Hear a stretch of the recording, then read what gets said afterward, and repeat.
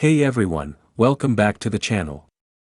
If you're here today, chances are you depend on Social Security, SSDI, SSI, or VA benefits to make ends meet every single month. And if that's the case, I need you to do me a favor: take a deep breath, get comfortable, and really listen to this. Because what I'm about to share isn't just a small update. It's something that could affect millions of Americans, and it all starts this Tuesday. An executive order has already been signed. It's official. And it's going to change the way your benefit payments are processed. For some people, this will be a good thing, maybe even a big relief. But for others, it could mean temporary delays, confusion, and frustration. I know how unsettling that sounds. That's exactly why I spent the last 2 days carefully going through a 47-page report line by line so I can explain it all to you in plain language, no legal jargon, no political spin, just the facts that matter to you and your family. I'm Tony from Retirees Benefits. If this is your first time here, I've been reporting on benefit updates and financial assistance programs for over 6 years. I didn't start this channel because I love reading government paperwork. I started it because my own family went through a really hard time years ago. My husband lost his job. Overnight, our financial stability disappeared, and we had to figure out how to navigate the complicated maze of government benefits. I'll never forget sitting up at midnight, refreshing my bank account again and again, hoping the payment would come through so we could pay our bills on time. I know that feeling of uncertainty, and I know many of you do too. I read your comments. Every single day I see single moms fighting to keep the lights on, veterans waiting months for their disability checks to finally come through, seniors forced to choose between their medication and groceries. These aren't just numbers in a policy document. These are real lives. Real people. Real struggles.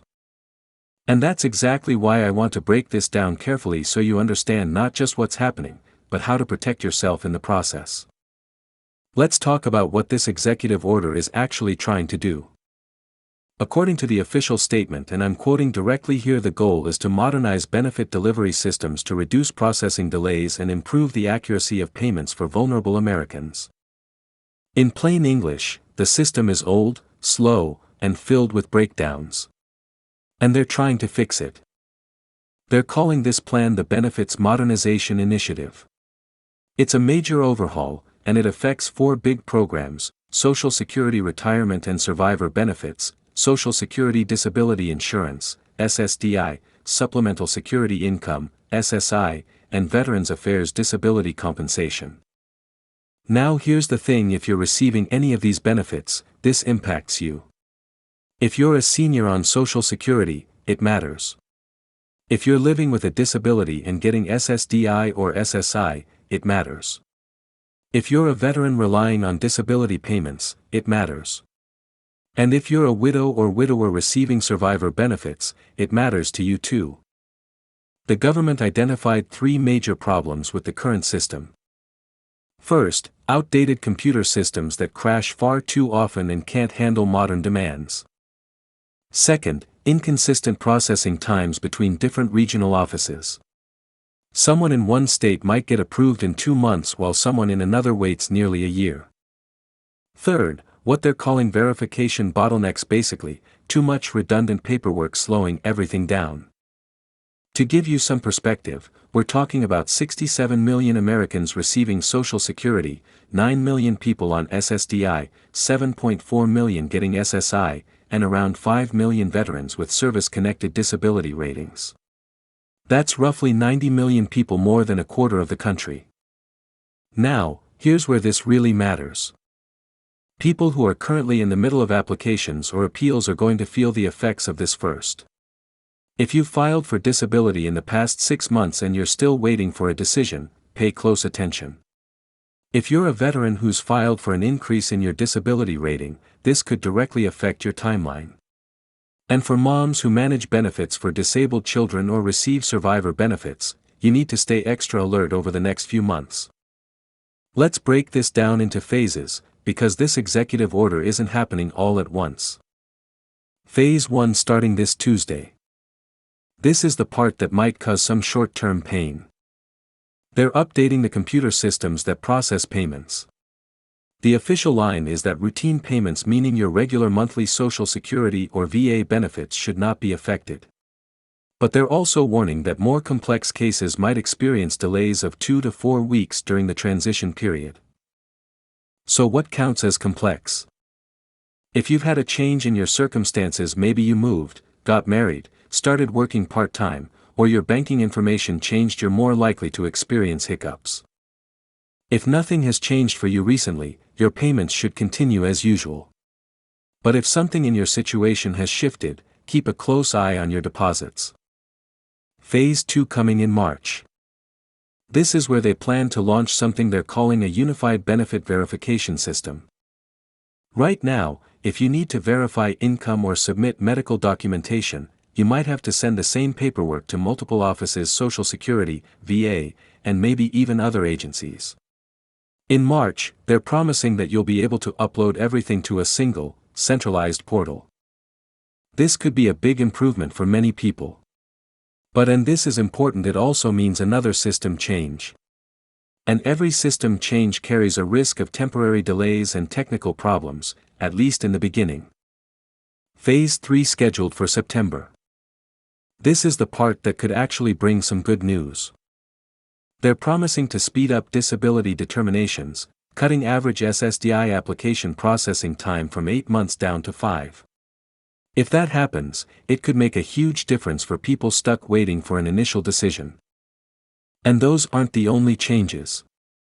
They're also introducing a single phone number for all benefit questions. Right now, if you receive both SSDI and VA benefits, you might have to call multiple hotlines, explain your situation over and over, and hope someone eventually connects the dots. With the new system, one representative should be able to access your entire file. For people with disabilities, this next part is huge. They're going to streamline medical reviews. Instead of collecting new medical records for every continuing disability review, Social Security and VA will share medical information. If you're a veteran who receives both SSDI and VA disability, this could save you months of paperwork and back and forth. They're also expanding online services. Eventually, you'll be able to upload documents, check the status of your application, and even schedule appointments online instead of waiting on hold for hours. And here's something I personally think could make a real difference: text message notifications. They'll start sending texts to update you on payment dates, application changes, and actions you need to take. No more wondering if your mail got lost or if you missed a deadline because a letter showed up late. Now, let's be real for a moment. I've been reporting on these kinds of changes for years. I've seen big promises fall apart before.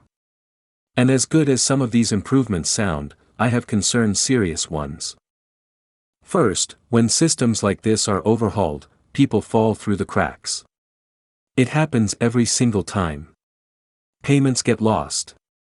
Applications vanish from databases. Appeals stall out.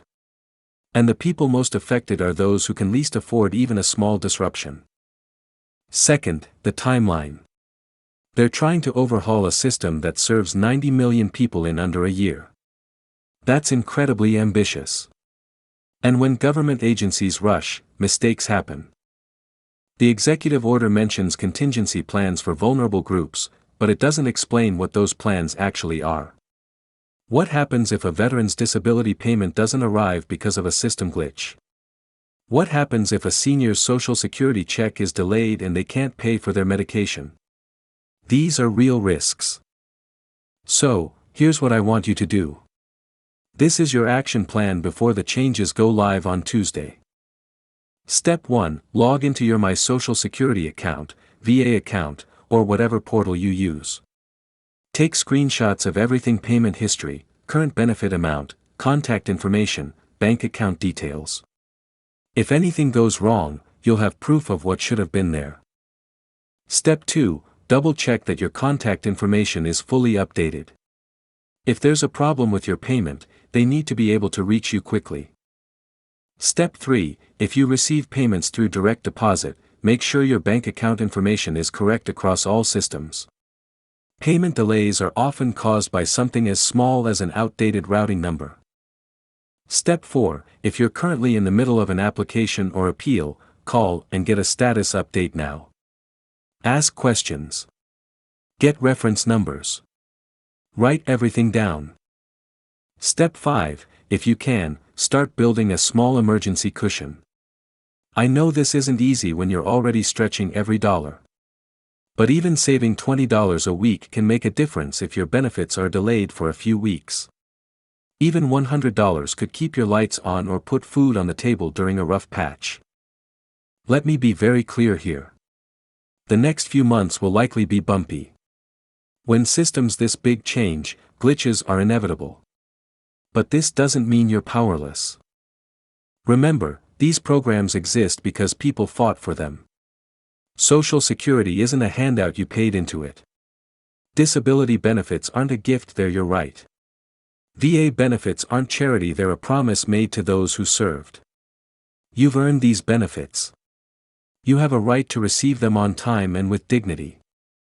If the government actually follows through, these changes could eventually lead to a system that's faster, simpler, and far less stressful. By 2026, applying for benefits could be a very different experience, one with fewer delays, less paperwork, and more transparency. But between now and then, we have to get through the rough patch. And here's the good news, you're not alone.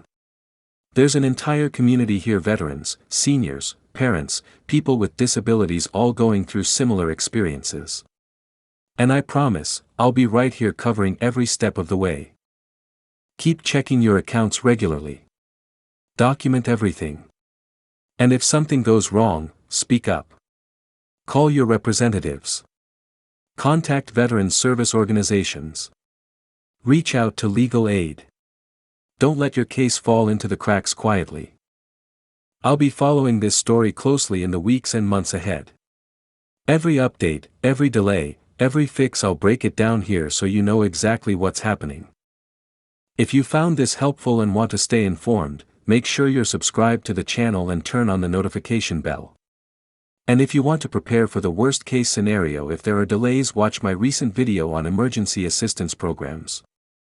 I've linked it in the description below. Take care of yourselves. Stay alert, stay informed, and remember your benefits are your right. And together, we're going to get through this transition.